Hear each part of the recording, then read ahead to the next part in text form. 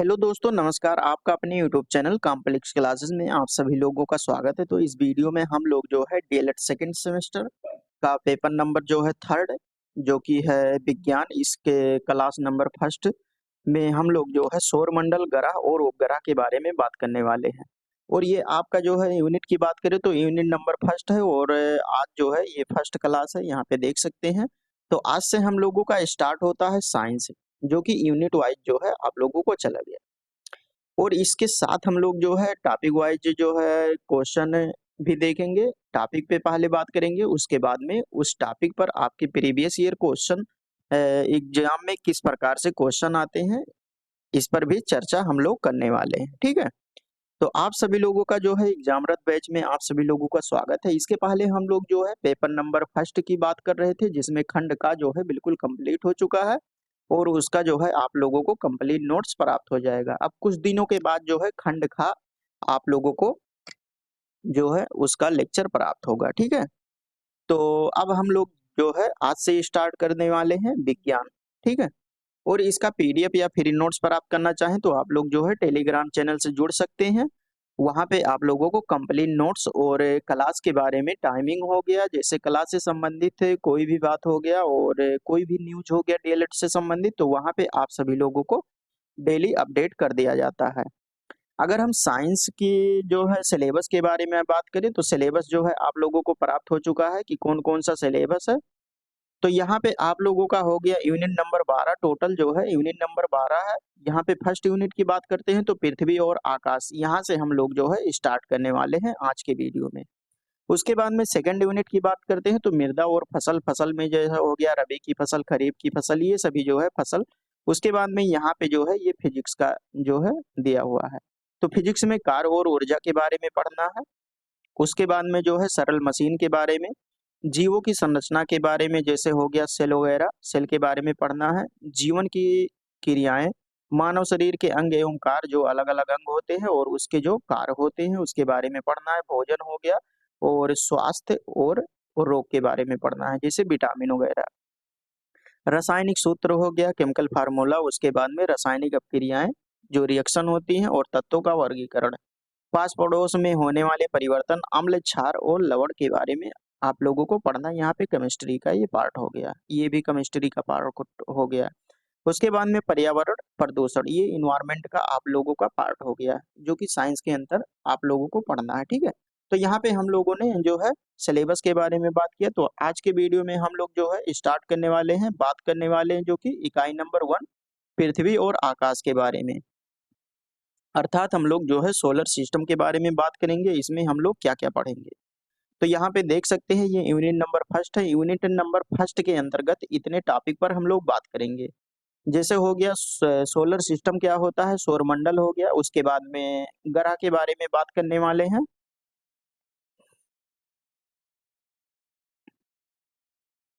यहाँ पे सौरमंडल की बात करेंगे, उसके बाद में ग्रह के बारे में बात करेंगे, उपग्रह के बारे में। तो ये आज का हमारा लेक्चर है, यहाँ पे सौरमंडल, ग्रह और उपग्रह के बारे में बात हम लोग करने वाले हैं। ये लेक्चर नंबर फर्स्ट है।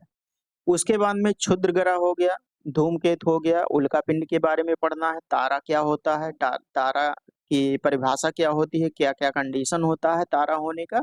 उसके बाद में सप्तऋषि तारामंडल के बारे में पढ़ेंगे। सूर्य ग्रहण, चंद्र ग्रहण और सूर्य ग्रहण कितने प्रकार के होते हैं, कितने प्रकार के होते हैं, चंद्र ग्रहण कितने प्रकार के होते हैं, इसरो के बारे में पढ़ना है, नासा के बारे में। और उसके बाद में इसके साथ जो है प्रीवियस ईयर क्वेश्चन हम लोग एग्जाम टाइम पर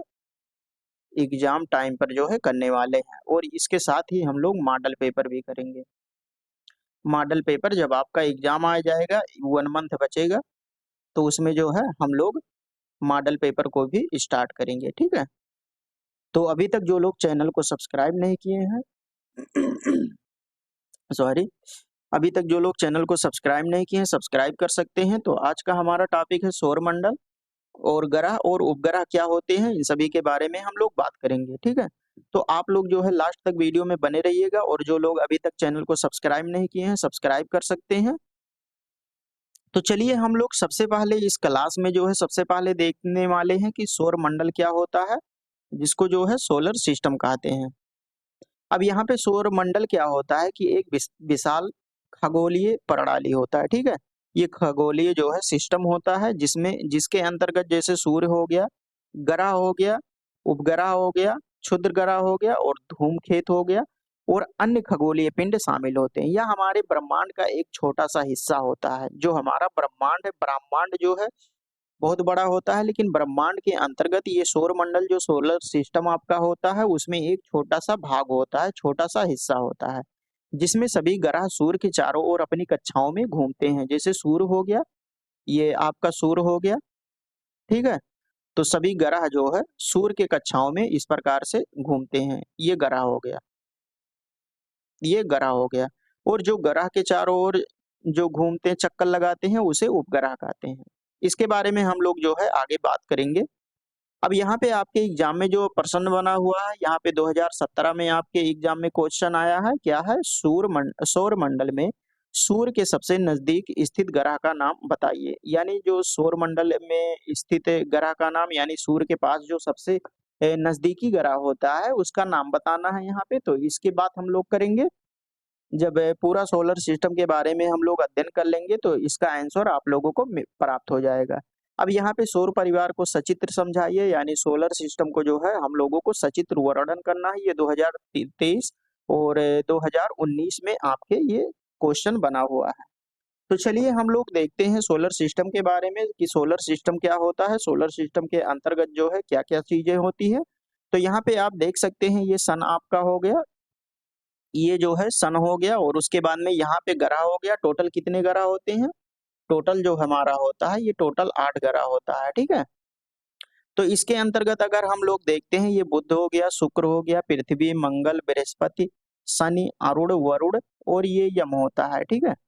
तो हम लोग जो देखते हैं वर्तमान समय में अगर बात करें, तो जो ग्रह होता है, ग्रह की संख्या, टोटल ग्रह की संख्या 8 होता है। अब इसमें 8 ग्रह किस प्रकार से होते हैं? जैसे यहाँ पे हो गया, एक होता है इनर प्लैनेट और एक होता है आउटर प्लैनेट। तो यहाँ पे अगर हम बात करें, तो यहाँ पे ये शुक्र हो गया, पृथ्वी और मंगल। यहाँ पे आप देख सकते हैं, बुध, शुक्र, पृथ्वी और मंगल।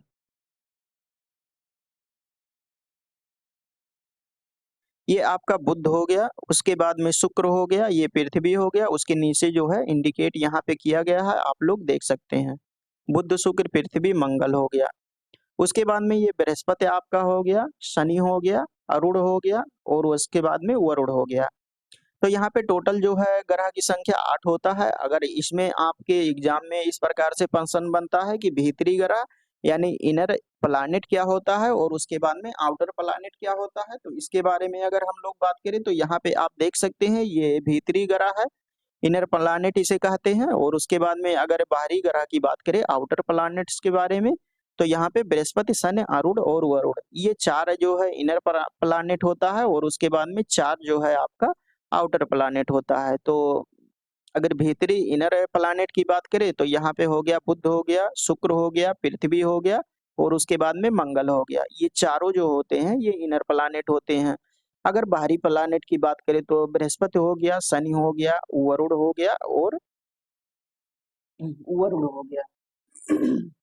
ठीक है, तो इस प्रकार हम लोग बात करें, देखेंगे भीतरी ग्रह और उसके बाद में बाहरी ग्रह के बारे में।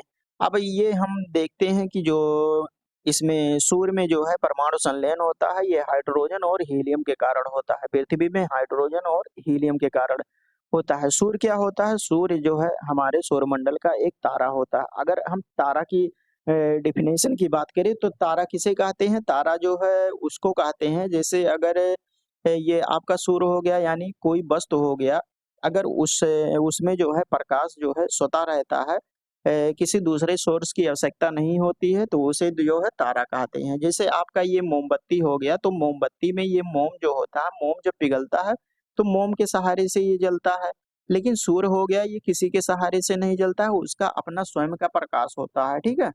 तो यहाँ पे अगर हम मोमबत्ती को कहें कि ये तारा है, तो तारा यहाँ पे जो है ये तारा नहीं होगा, क्योंकि ये इसका अपना स्वयं का प्रकाश नहीं होता, ये मोम के सहारे जो है ये प्रकाश जो है देता है, ठीक है? तो यहाँ पे जो ये परमाणु संलयन होता है हाइड्रोजन और हीलियम के कारण। तो यहाँ पे हम लोग जो है सोलर सिस्टम के बारे में बात करें और 8 ग्रह के बारे में बात करें। उसके बाद में सौरमंडल की उत्पत्ति और विकास के बारे में अगर बात करें तो सौरमंडल की उत्पत्ति जो है 4.6 अरब वर्ष पहले हुई थी। यह एक विशाल गैसीय और धूल भरे बादल से बना होता है। जो आपका सौरमंडल होता है उसमें जो है गैसीय गैसीय और धूल भरे बादलों से जो है बना होता है, जिसे सौर निहारिका कहते हैं, सोलर नेबुला कहते हैं, ठीक है। गुरुत्वाकर्षण के कारण जो है यह निहारिका धीरे धीरे संकुचित होते रहते हैं। जो गैसीय और बादल होते हैं ये संकुचित होकर जो है इस प्रकार से जो है संकुचित होते रहते हैं और सूर्य और ग्रहों के रूप में विकसित होते हैं। जो इसमें संकुचन होता है, संकुचन मतलब इकट्ठा हो जाना, तो जो संकुचन होता है उसके द्वारा जो है सूर्य और ग्रहों के रूप में जो है यही संकुचित होकर गैसीय और धूल जो है बादल से बने होते हैं। यही बादल संकुचित होकर जो है सूर्य और ग्रह के रूप में विकसित होते हैं।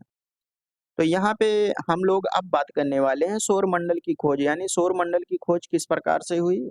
किसने जो है सूर्य को केंद्र माना, किसने पृथ्वी को केंद्र माना, इसके बारे में हम लोग बात करने वाले हैं। तो सौर मंडल के बारे में मानव ज्ञान का विकास धीरे धीरे हुआ है। जो सौर मंडल सोलर सिस्टम है, जिस प्रकार से मानव का विकास धीरे धीरे हुआ है, उसी प्रकार से जो है सौर मंडल के बारे में मनुष्यों को, मानव को जो है धीरे धीरे उसके बारे में जानकारी प्राप्त हुई। प्रारंभिक खगोलविद की अगर बात करें तो इन्होंने पृथ्वी को जो है सौरमंडल का केंद्र माना है। जैसे आपका ये सौर मंडल हो गया, सोलर सिस्टम हो गया, तो सोलर सिस्टम में जो ये पृथ्वी होता है, अभी तक हम लोग क्या जाने कि अभी तक जो देखे हैं वर्तमान समय में ये जो सन होता है ये केंद्र होता है और इसके चारों ओर जो है ये ग्रह जो होता है ये चक्कर लगाते हैं, ठीक है। लेकिन अगर पुराने समय में यानी जो शुरुआती दौर था उसमें अगर बात करें तो यहाँ पे ये पृथ्वी, ये आपका अर्थ हो गया, ठीक है। तो ये पृथ्वी जो होता है, पृथ्वी को जो है केंद्र माना जाता है। यहाँ पे जो है सेंटर में जो है पृथ्वी को माना जाता है। अगर वर्तमान समय की अगर बात करें तो यहाँ पे केंद्र में जो है सूर्य को माना जाता है, यानी सोलर सिस्टम में, ठीक है। तो यहाँ पे हम लोग देखते हैं सौरमंडल के बारे में मानव ज्ञान का विकास जो है धीरे धीरे हुआ है। प्रारंभिक खगोलविद ने पृथ्वी को सौरमंडल का केंद्र माना है। किसको सौरमंडल का केंद्र माना है? पृथ्वी को। तो यहाँ पे ये केंद्र जो है सौरमंडल को माने हैं, पृथ्वी को माने हैं। लेकिन निकोलस कोपरनिकस ने 16वीं शताब्दी में, कब? 16वीं शताब्दी में यह सिद्धांत प्रस्तुत किया कि सूर्य जो है सौरमंडल का केंद्र होता है। जो सूर्य होता है ये निकोलस के अनुसार, यहाँ पे देख सकते हैं, ये निकोलस के अनुसार सूर्य आपका जो होता है ये सौर मंडल का जो है ये सेंटर होता है, केंद्र होता है और सभी ग्रह उसकी परिक्रमा करते हैं। और ये जो सभी ग्रह होते हैं ये जो है सूर्य का परिक्रमा करते हैं। इसके बाद गैलीलियो, केपलर और न्यूटन जैसे अनेक वैज्ञानिक जो है सौरमंडल के नियमों को समझने के लिए महत्वपूर्ण योगदान दिए और अलग अलग अपना मत दिया कि किस प्रकार से जो है केंद्र में क्या होता है। तो यहाँ पे आप लोगों को ये पता चला कि सौरमंडल की खोज किस प्रकार से हुई है। अब हम लोग देखते हैं सौरमंडल की संरचना, यानी जो सौरमंडल की संरचना में सौरमंडल में जो है क्या-क्या होते हैं उसके बारे में हम लोग देखते हैं। तो सौरमंडल के मुख्य रूप में निम्नलिखित घटक होते हैं। अब कौन-कौन से घटक होते हैं? जैसे आपका ये केंद्र में जो है ये सन हो गया, उसके बाद में ग्रह हो गया और ग्रह के चारों ओर जो उपग्रह चक्कर लगाते हैं। जैसे हमारा ये अगर पृथ्वी हो गया, पृथ्वी एक ग्रह है। पृथ्वी जो है एक ग्रह है, लेकिन इसमें जो चंद्रमा इस प्रकार से होता है, ये चंद्रमा जो है ये उपग्रह होता है, उपग्रह होता है। तो पृथ्वी का एकमात्र ग्रह जो है उपग्रह ये चंद्रमा होता है आपका। ये आपके एग्जाम में क्वेश्चन पूछा जाता है। तो यहाँ पे आप देख सकते हैं ये सोलर सिस्टम है, ये सूर्य आपका हो गया, सन हो गया और इसके चारों ओर ये जो है यहाँ पे ये प्लैनेट हो गया, ये ग्रह हो गया, ठीक है। अब ग्रह के चारों ओर जो चक्कर लगाते हैं उसे उपग्रह कहते हैं। सूर्य, अगर हम सबसे पहले हम बात करते हैं सूर्य के बारे में, तो सूर्य के बारे में आपके एग्जाम में क्या-क्या पूछा जा सकता है, यहाँ पे हम लोग देखते हैं। सूर्य हमारे सौर मंडल का जो है, सोलर सिस्टम का जो है केंद्र होता है और इसकी गुरुत्वाकर्षण शक्ति के कारण जो है सभी ग्रह इसकी परिक्रमा करते हैं। गुरुत्वाकर्षण शक्ति जो है 2 वस्तुओं के बीच में लगता है, 2 पिंडों के बीच में लगता है, ठीक है। इसमें जो है गुरुत्वाकर्षण शक्ति के कारण यानी ग्रेविटेशनल फोर्स पावर के कारण जो है ये इनकी परिक्रमा करती हैं। जो ग्रह होते हैं ये सूर्य की परिक्रमा करते हैं। यह एक गैस गोला होता है। ये जो सन आपका होता है ये गैस का गोला होता है, क्योंकि इसमें हाइड्रोजन हो गया और हीलियम हो गया की मात्रा जो है मुख्य रूप से पाई जाती है। इसमें क्या है, हाइड्रोजन हो गया और उसके बाद में हीलियम हो गया। हीलियम की मात्रा जो है संयुक्त रूप से पाई जाती है। और इनके भीतर लगातार इसी के कारण जो है न्यूक्लियस फ्यूजन होता रहता है, यानी परमाणु संलयन होता रहता है। ठीक है, किसके कारण? हाइड्रोजन और हीलियम के कारण जो है प्रक्रिया चलती रहती है परमाणु संलयन का, जिससे विशाल ऊर्जा उत्पन्न होती है और यही ऊर्जा जो है पृथ्वी पर प्रकाश और गर्मी के रूप में जो है पहुंचती है। तो इस प्रकार से आप लोगों ने जो है सूर्य के बारे में बात किया। जितना क्वेश्चन आपके एग्जाम में बन सकता है, संभावित क्वेश्चन यहाँ पे जो है आपको पॉइंट वाइज समझा दिए हैं। तो अब हम लोग देखते हैं ग्रह। सूर्य के बारे में हम लोग जो है सौर मंडल का केंद्र माना जाता है सूर्य, सूर्य के बारे में बात करें। उसके बाद में हम लोग जो है ग्रह के बारे में बात करते हैं, प्लैनेट्स क्या होता है। ठीक है, तो सौर मंडल में जो है 8 मुख्य ग्रह होते हैं। सौर मंडल में अगर वर्तमान समय में देखें तो 8 मुख्य ग्रह होता है, लेकिन वर्तमान समय नहीं, पुराने समय में देखें यानी बहुत पहले देखें तो उसमें जो है 9 ग्रह होता था। तो यहाँ पे प्लूटो होता था, तो उसको जो है निकाल दिया गया है। वर्तमान समय में 8 ग्रह आपके एग्जाम में अगर आता है, पूछा जाता है, तो आप क्या आंसर देंगे कि सौर मंडल में जो है मुख्य रूप से 8 ग्रह होते हैं, जिन्हें 2 समूहों में बांटा जाता है। कौन-कौन से समूह? जैसा कि हमने स्टार्टिंग में बताया कि सौर मंडल में जो है इनर प्लैनेट्स पाए जाते हैं और आउटर प्लैनेट्स पाए जाते हैं। जैसे यहाँ पे भीतरी ग्रह हो गया और उसके बाद में ये फर्स्ट आपका हो गया भीतरी ग्रह और उसके बाद में बाहरी ग्रह।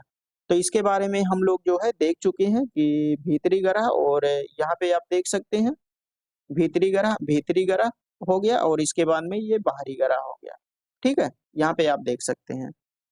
तो हम लोग जो है एक-एक करके यहाँ पे बात करेंगे कि भीतरी ग्रह क्या होता है और उसके बाद में बाहरी ग्रह क्या होता है। आपके एग्जाम में जो है प्रश्न बना हुआ है 2022 में कि सौर मंडल के 8 ग्रहों के नाम लिखिए।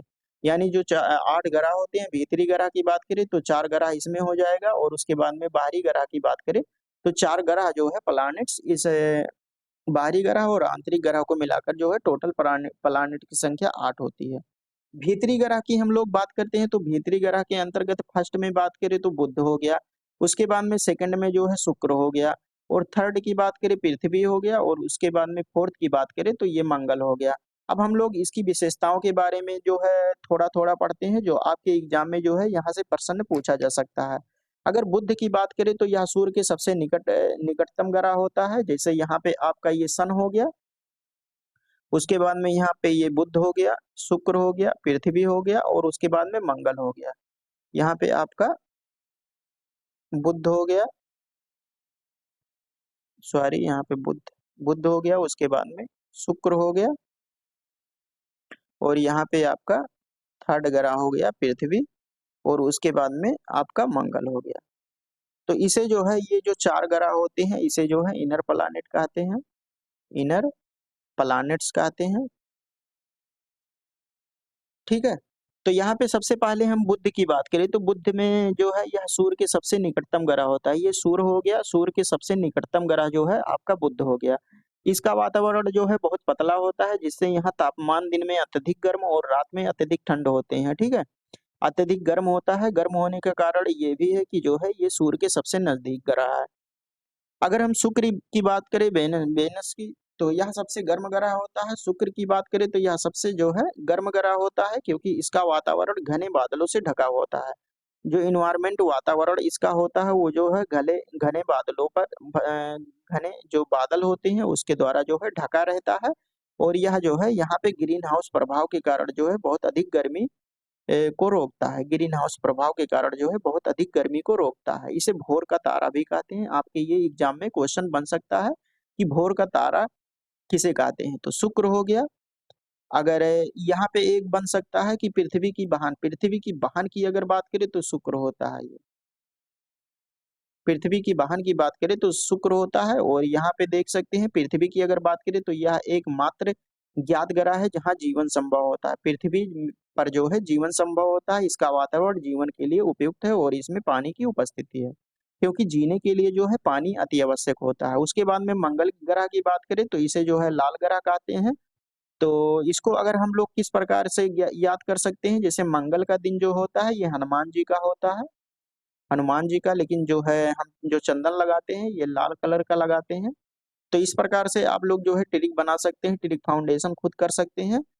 तो ये लाल ग्रह जो है मंगल ग्रह जो होता है ये लाल ग्रह होता है। अब ये लाल ग्रह क्यों होता है? क्योंकि इसकी सतह पर जो है आयरन ऑक्साइड पाया जाता है और उसी के कारण जो है मंगल ग्रह का रंग जो है लाल होता है। ठीक है? यहाँ पर भविष्य के मानव विकास के लिए प्रयास किए जाते हैं, क्योंकि इसरो द्वारा जो है ये मंगलयान, मंगल मिशन अलग-अलग समय पर जो है छोड़ा जाता है, ठीक है? उसके बाद में बाहरी प्लैनेट्स की बात करते हैं, बृहस्पति, शनि, अरुण और वरुण। ये 5वां आपका हो गया, ये 6वां हो गया, ये 7वां हो गया और ये 8वां हो गया।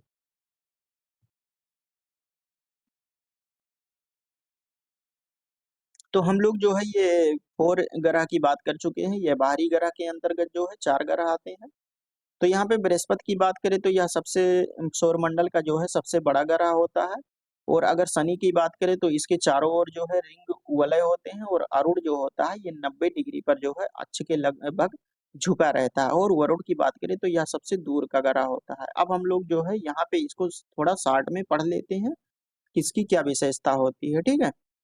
तो यहाँ पे अगर हम बात करें, 1 मिनट,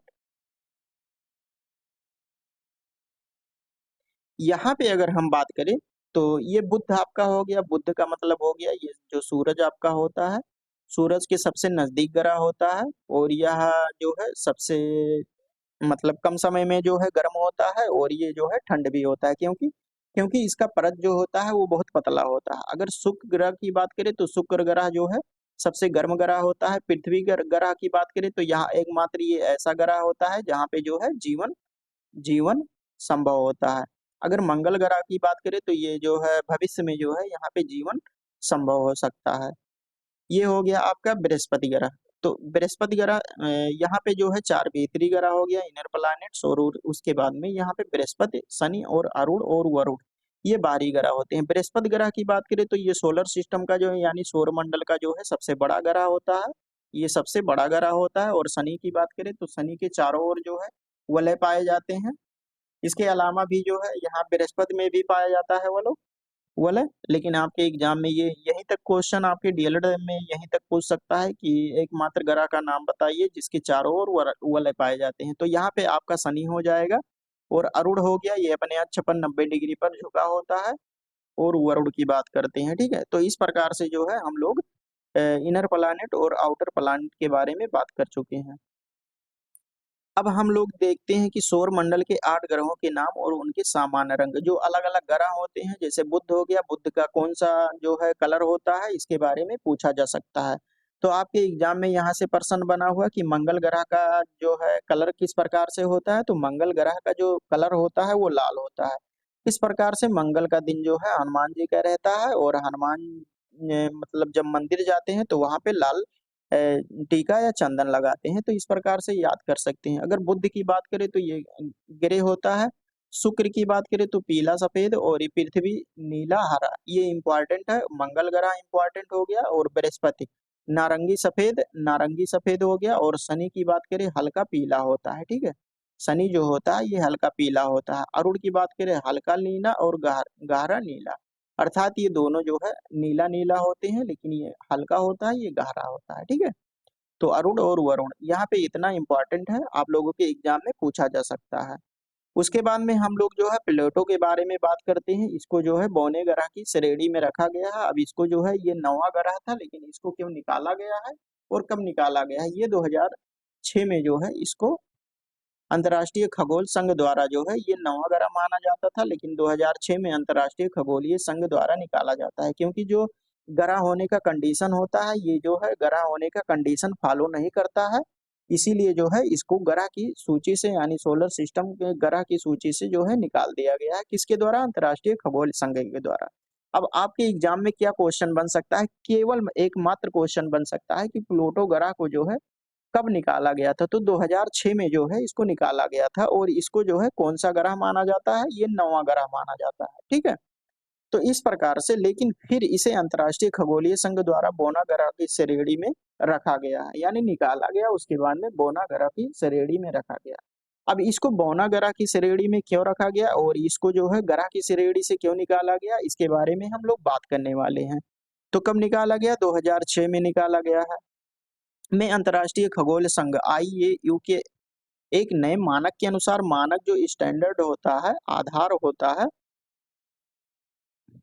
उसके उसी के आधार पर ग्रहों की परिभाषा तय की जाती है, और इसके अनुसार किसी ग्रह को निम्नलिखित 3 शर्तें पूरी करनी होती है। अगर कोई ग्रह है सूर्य के चारों ओर चक्कर लगाता है, तो वह अगर ग्रह की परिभाषा जो IAU के द्वारा जो दिया गया है डेफिनेशन कि कौन किसको जो है क्या शर्तें होनी चाहिए ग्रह होने के लिए, तो यहाँ पे आप देख सकते हैं कि वह सूर्य की परिक्रमा कर रहा हो। जैसे सोलर सिस्टम में जो सूर्य होता है, वो केंद्र माना जाता है, यह सूर्य का परिक्रमा कर रहा हो, फर्स्ट कंडीशन हो गया। उसके बाद में उसका द्रव्यमान इतना हो कि वह गुरुत्वाकर्षण बल के कारण गोल आकार का हो, उस पे जो है इतना गुरुत्वाकर्षण बल होना चाहिए। ये सेकंड कंडीशन हो गया है। उसकी कक्षा में कोई अन्य बड़ा खगोलीय पिंड ना हो, इसकी कक्षा में जो है कोई अन्य बड़ा खगोलीय पिंड ना हो। तो यहाँ पे प्लेटो में क्या था, इसको क्यों निकाला गया था, तो ये प्लेटो जो है ये तीसरी शर्त को पूरी नहीं करता था। क्या है, उसकी कक्षा में कोई अन्य बड़ा ग्रह खगोलीय पिंड ना हो।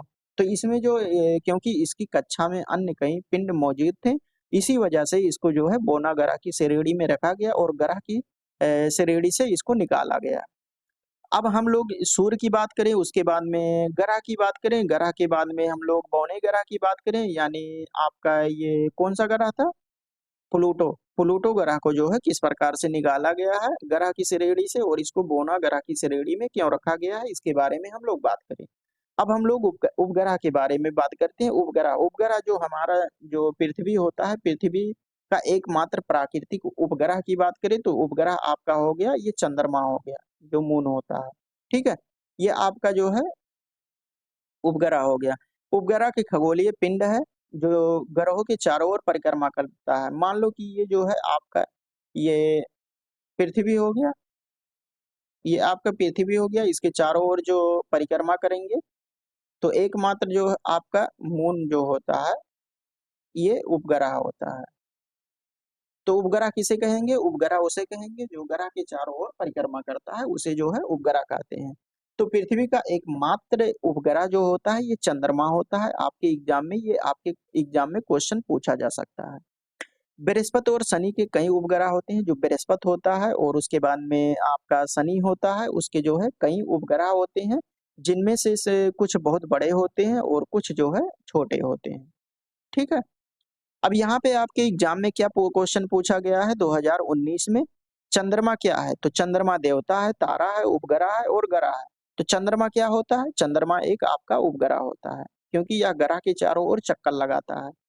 यह आपके एग्जाम में क्वेश्चन पूछा गया है और चंद्रमा से संबंधित, उपग्रह से संबंधित जितने भी था, हमने आप लोगों को बता दिया है। इसका आप लोग PDF प्राप्त करना चाहें या सोशल मीडिया से आप लोग जुड़ना चाहें तो इंस्टाग्राम, फेसबुक, टेलीग्राम और व्हाट्सएप पर जो है जुड़ सकते हैं। यहाँ पे आप लोगों को डेली अपडेट दिया जाता है डीएलएड से संबंधित। ठीक है, तो यहाँ पे आप लोग जुड़ सकते हैं। इसका लिंक जो है डिस्क्रिप्शन बॉक्स में दिया हुआ है। तो आप लोगों को ये वीडियो जो है अच्छा लगा हो तो लाइक कर सकते हैं और अपने दोस्तों के पास शेयर कर सकते हैं, क्योंकि ये क्लास जो आपका चल रहा है ये बिल्कुल जो है फ्री में चल रहा है और फ्री के साथ साथ जो है आप लोगों को कंप्लीट जो है नोट्स दिया जा रहा है, PDF दिया जा रहा है और उसके बाद में PDF के साथ साथ जो PPT फाइल है ये जो पढ़ा रहे हैं, इसको भी जो है आप लोगों को फ्री में प्रोवाइड कराया जा रहा है।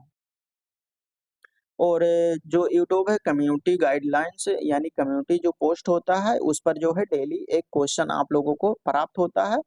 1 क्वेश्चन जो है डेली आप लोगों को 4 बजे, सुबह 4 बजे से जो है जब आप लोग बिस्तर से उठते हैं तो आप लोग अगर मोबाइल देखते हैं तो वहाँ पे एक क्वेश्चन आपके स्क्रीन पर दिखाई देगा। तो वहाँ पे सबसे पहले आप लोग उसका आंसर दीजिए। अगर आंसर नहीं पता है, वहाँ पे आंसर बाद में क्योंकि देता है कि कौन सा आंसर सही है।